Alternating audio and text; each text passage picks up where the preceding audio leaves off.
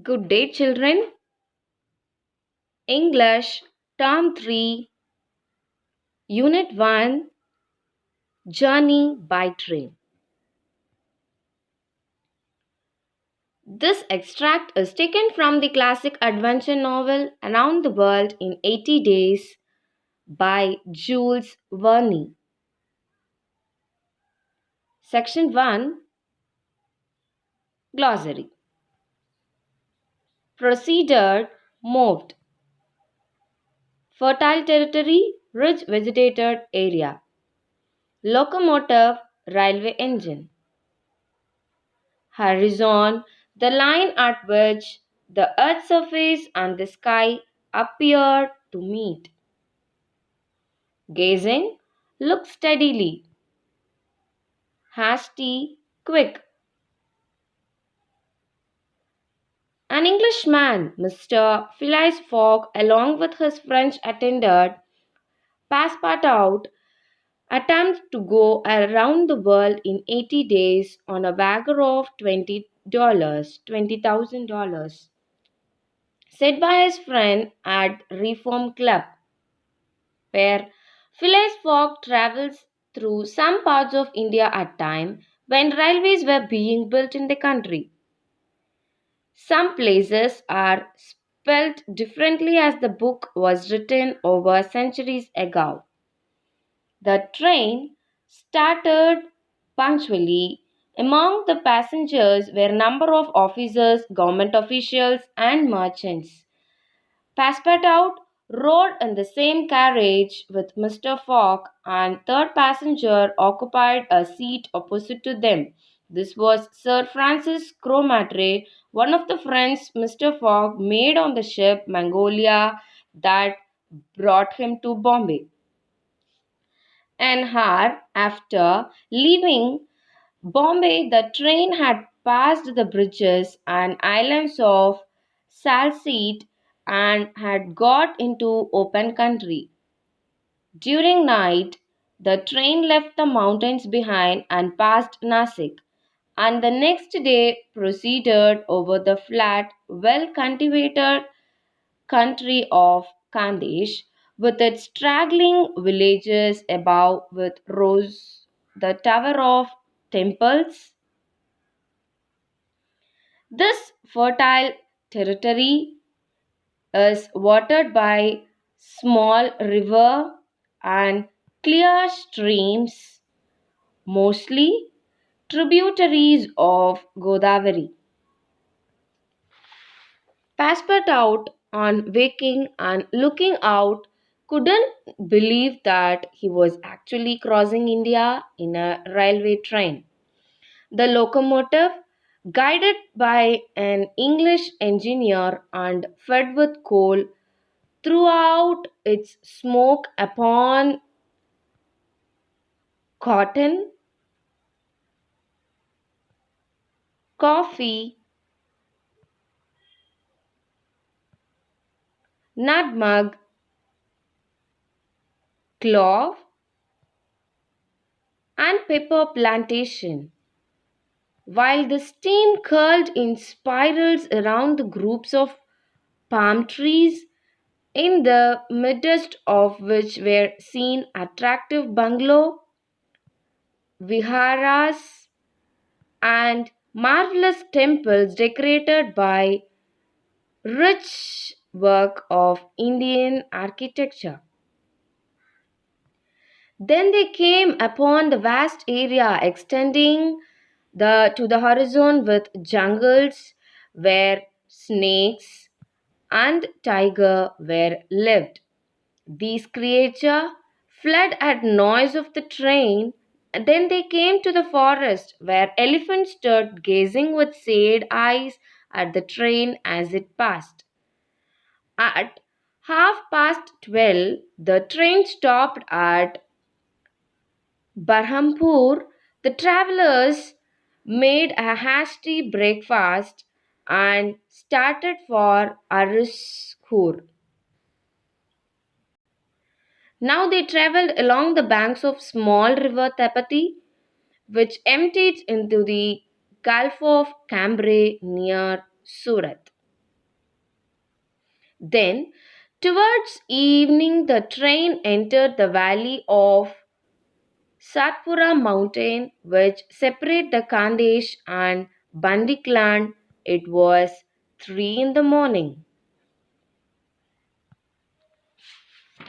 Section 2. Glossary. Halt. Stop. Acacia, a thorny tree. Snapped. Become angry. Furious, extremely angry.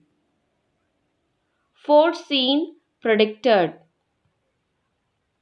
Obstacle, difficulty. The train stopped at 8 o'clock in the midst of clearing some 50 miles beyond Rothal, where there were several bungalows and workman cabin. The conductor passing along the carriages shouted, "Passengers will get out there here." Phileas Fogg looked at San Francisco Cromartie for an explanation, but the general couldn't tell why there was a halt in the midst of the dates and acacia. Curious, Pastor Pot rushed out and speedily returned, crying, "Monsieur, no more railway." "What do you mean?" asked Sir Francis. "I mean to say that the train isn't going to go any further." The general at once stepped out while Phileas Fogg calmly followed him, and they proceeded together to the conductor. "Where are we?" asked St. Francis. "At the hamlet of Colby." "Do we stop here?" "Certainly. The railway isn't finished." What not finished?" "No, there is still a matter of 50 miles to be laid from here to Allahabad, where the lines begin. But the paper announced the open railway throughout." "What can I tell you, officer? The paper was mistaken." "Yet you still sell tickets from Bombay to Calcutta?" snapped San Francis, who have grown angry.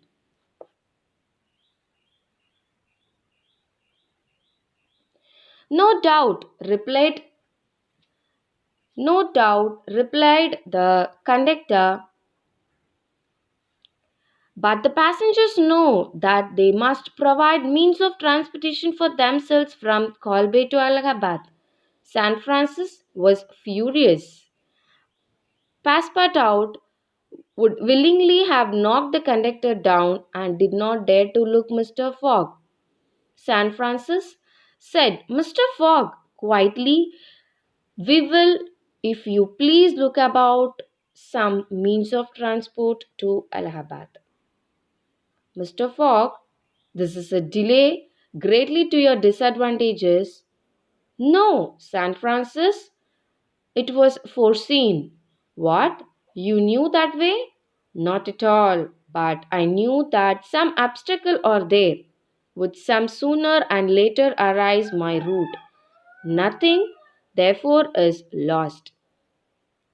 I have 2 days, which I have already gained, to sacrifice. A steamer leaves Calcutta for Kong at noon on 25th. This is 22nd, and we shall reach Kolkata in time. Section 3. Glossary. Hesitation, unwilling. Conveyance, transportation. Rapidly, quickly. Persisted, continued. Refused, not willing. Point blank, bluntly. Flurried, worried. Howdas, a seat for riding on the back of an elephant. Carpet bag. Mr. Phileas Fogg left London with very little luggage. All his money was in carpet bag. preached, positioned, yielded, accepted. Mr. Fogg and Sir Francis Cromarty, after searching the village from end to end, came back without having found anything.